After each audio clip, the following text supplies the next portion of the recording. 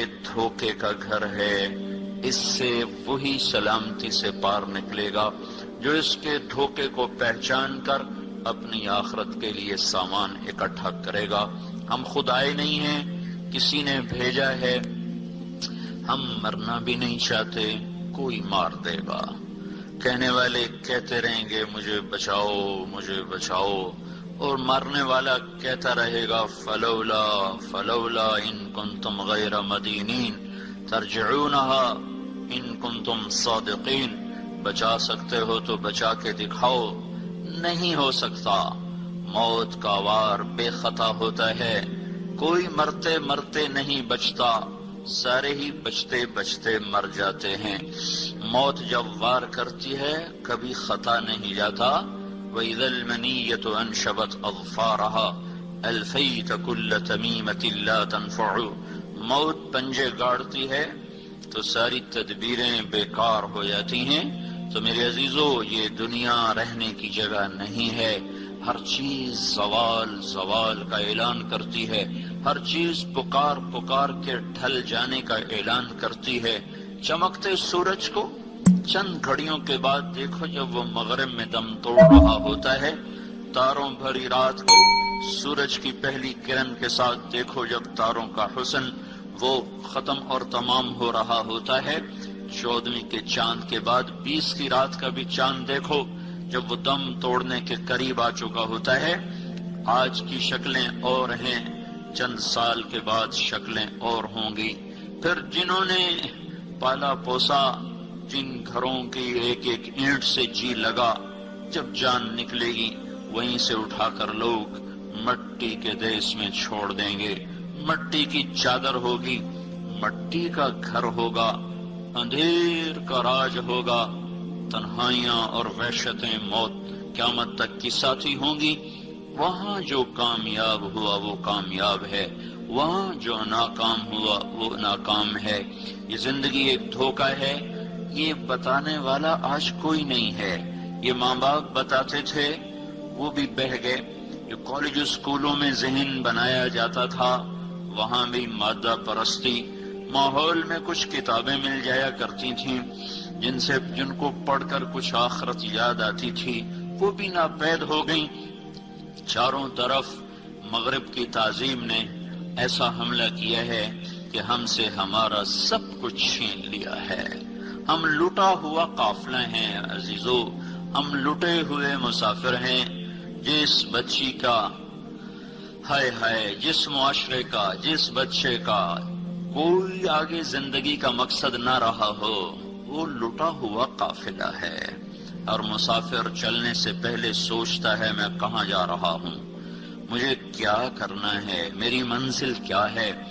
آج کی دنیا ایسے نادان انسانوں کا قافلہ ہے کہ یہ نہیں پتا کہ میری زندگی کا مقصد کیا ہے، مجھے کس نے بنایا، مجھے کیوں بنایا، مجھے مار کے وہ کہاں لے جا رہا ہے۔ میں نے تو نہیں کہا تھا مجھے بھیجو، اس نے مجھے بھیجا۔ میں تو نہیں چاہتا میں مر جاؤں، وہ مجھے مارے گا۔ میں نہیں چاہتا ہوں مٹی میں جا کے منو مٹی تلے سو جاؤں، پر مجھے اگلے پھینک کے آ جائیں گے۔ میں یہ سب کچھ نہیں چاہتا، پھر بھی یہ ہو رہا ہے، میرے ساتھ بھی ہو جائے گا۔ تو عقل کا تقاضا یہ ہے کہ میں سوچوں تو صحیح کہ میں آیا کیوں ہوں، مجھے بھیجا کس نے ہے۔ میری زندگی کا سب سے پہلا سوال یہ ہے، میرا پہلا علم یہ ہے کہ میرا خالق کون ہے۔ اس کا جواب سائنس نہیں دے سکتی، سائنس تو خود میرا آپ کا بنایا ہوا علم ہے۔ اس کا جواب وہ دے سکتا ہے جس نے ہمیں بنایا۔ تو وہ کہتا ہے واللہ خلقکم من تراب ثم من نطفۃ، میں نے تمہیں بنایا، کس نے؟ اللہ نے۔ کہاں سے؟ مٹی سے۔ مٹی کو کیا کیا؟ ثم خلقنا النطفۃ علقہ، ایک پانی بنایا، پانی کو کیا کیا؟ فخلقنا النطفۃ علقہ، ایک جونک بنایا، جونک کو کیا کیا؟ فخلقنا العلقۃ مضغہ، ایک لوتھڑا بنایا، لوتھڑے کو کیا کیا؟ فخلقنا المضغۃ عظامہ، اس میں ہڈیوں کو پرویا، ہڈیوں کے ساتھ کیا کیا؟ فکسونا العظام لحما، اس پر گوشت چڑھایا، پھر کیا کیا؟ ثم انشأناہ خلقا آخر، پھر اسے ایک خوبصورت شکل دی۔ کیسی دی؟ الم نجعل له عینین آنکھیں، ولسانا زبان، وشفتین اور ہونٹ، یہ سارے کا سارا اللہ تعالیٰ نے اندھیروں میں بنایا. ثم السبیل یسرا، دنیا میں لے کر آیا. ثم اماتہ، پھر موت کا بے خطا وار کروایا. فاخبرہ، پھر قبر میں ڈالا. ثم اذا شاء انشرہ، پھر ایک دن آئے گا اور آواز آئے گی اور مجھے اور آپ کو اٹھایا جائے گا. اے عزیزو، اپنے آپ کو غفلت سے نکالو. ہم کھیل کود کے لیے نہیں ہیں، ہم گانے سننے کے لیے نہیں آئے، ہم موسیقی سے جی بہلانے نہیں آئے. یہ مغرب کے گندے انڈے ہیں، انہیں کہیں پھینک دو، انہیں کہیں دبا دو. تمہیں نسبت اللہ اس کے رسول کے ساتھ ہے. وہ زندگی پڑھو جو تمہیں کنارے لگائے، وہ زندگی اپناؤ جو تمہیں اللہ کے دربار میں سرخرو کرے. ہم اس گندی تہذیب سے بیزار ہیں جو بیٹی کے سر سے دوپٹہ اتار دے، جو گرل فرینڈ بوائے فرینڈ کی گندی تہذیب کو رواج دے دے، جہاں ماں کا تقدس اٹھ جائے، جہاں بیویوں کا تقدس اٹھ جائے، جہاں بیٹی بیٹی نہ رہے، ماں ماں نہ رہے، بہن بہن نہ رہے، بیوی بیوی نہ رہے، باپ باپ نہ رہے، بھائی بھائی نہ رہے. وہ تہذیب نہیں ہے، وہ ایک پرپیچ گھنا جنگل ہے جس میں اتر کر انسانیت گم ہو جاتی ہے. سسک سسک کے مر جانا اس کا مقدر بن جاتا ہے. اس کا نام نئی روشنی نہیں ہے، یہ اندھیرے ہیں، یہ پرانے اندھیرے ہیں. روشنی کا آفتاب آج سے 1400 سال پہلے مکے کی چوٹیوں پر طلوع ہوا تھا. روشنی کا ماہتاب آج سے 1425 برس پہلے وہ مکے کی اور مدینے کی وادیوں میں چمکا تھا. اس کے نور کی روشنیاں آج بھی اسی طرح ہیں. وہ روشنیاں کہیں سے ڈھونڈ کے لاؤ، وہ تہذیب اور تعلیم کہیں سے لے کر آؤ جو تمہیں بتائے کہ تمہارا بنانے والا کون ہے. تو میرے عزیزو، میں آج بس تمہیں یہی کہنے آیا ہوں، اپنی زندگی کی منزل کو سامنے رکھ کر دن رات شب و روز گزارو. ہم آزاد نہیں ہیں، آزادیاں موت کے بعد ملنے والی ہیں. اس زندگی میں اللہ اس کے رسول کے پابند بن کے چلو، اپنے آپ کو پردے کا خوگر بناؤ. نماز کے بغیر تم بے چین ہو جاؤ، بے قرار ہو جاؤ. ماں باپ زندہ ہیں، اللہ کرے تمہارے، تو ان کے لیے راحت بن جاؤ. تم امانت ہوتی ہو، تم نے پرائے گھر چلے جانا ہوتا ہے. جب تک ماں باپ کا گھر نصیب ہے ان کے لیے راحت بنو، ان کے لیے ٹھنڈک بنو. تم جنت کا ذریعہ ہو ماں باپ. اللہ کے نبی کا فرمان ہے، اللہ تعالیٰ نے جس کو 2 بیٹیاں دی اور اس نے ان کی پرورش کر کے شادی کر دی تو وہ اور میں جنت میں ایسے قریب ہوں گے جیسے 2 انگلیاں ہیں. اور اللہ کے نبی کا فرمان ہے، اللہ نے جس کو پہلی بیٹی دی، بیٹی کے بجائے بیٹی دی، اور اس نے برا نہ منایا، خوش ہوا، تو ایک فرشتہ آسمان سے اترتا ہے اور بچی پر اور ماں پر پھیلا لیتا ہے اور یوں کہتا ہے تم دونوں کمزور ہو، جو بھی تم پہ خرچ کرے گا اللہ اس کا ساتھی ہو جائے گا. اپنی حیثیت کو پہچانو، اپنے نبی کی زندگی پڑھو، اپنے نبی کی سیرت پڑھو، وقت نکالو اس کے لیے. دین کی کتب پڑھو، آخرت کے متعلق پڑھو، قرآن کو سامنے لے کر رکھو اور اپنی زندگی کی منزل طے کرو. یہ زندگی اس طرح ضائع کرنے والا سرمایہ نہیں ہے.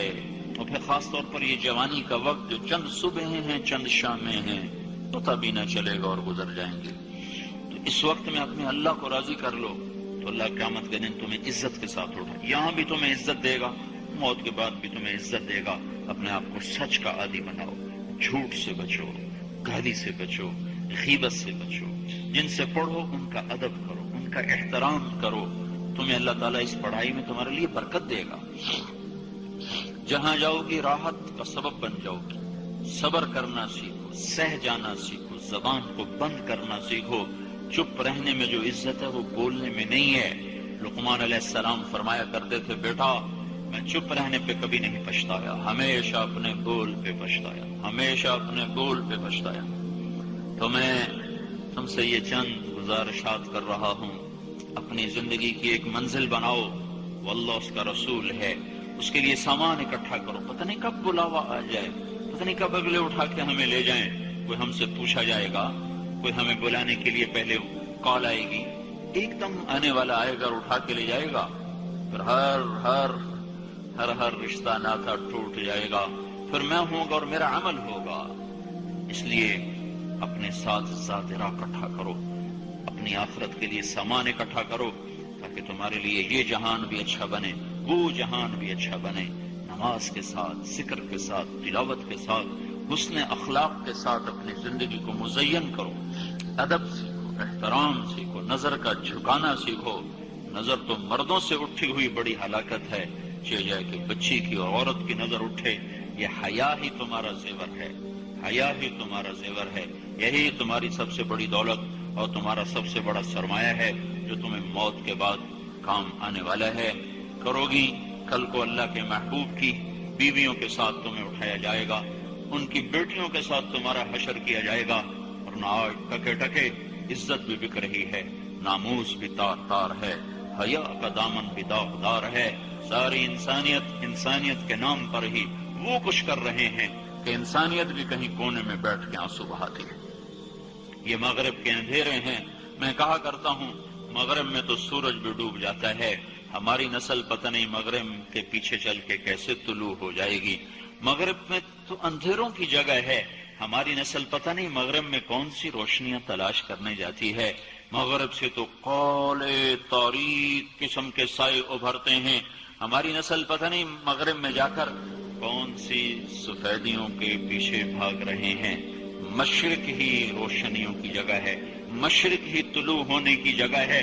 ہمارا قبلہ بھی مشرق کی بجائے سینٹرل ایسٹ میں، مڈل ایسٹ جس کو کہتے ہیں، مڈل ایسٹ، بالکل مشرق کے سینٹر میں اللہ نے قبلہ بنایا، مدینہ بنایا، بیت المقدس بنایا۔ اپنے نبی کو اللہ تعالیٰ نے مشرق کے بیچ میں اللہ تعالیٰ نے بھیجا، سارے عالم کے لیے ہادی اور رہبر بنا کر اسے سامنے رکھ کر زندگی گزارو۔ چند دن ہے، موت آتے ہی یہ زندگی بھی بنے گی، وہ زندگی بھی بنے گی۔ اپنے گھروں کے اندر راحت بن کے رہو، چین بن کے رہو، سکون بن کے رہو، اپنے کالج میں بھی، اپنے گھر میں بھی۔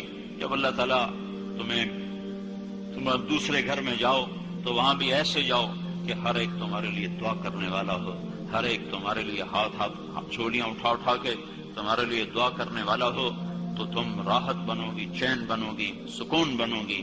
اللہ تعالیٰ ہم سب کو عمل کی توفیق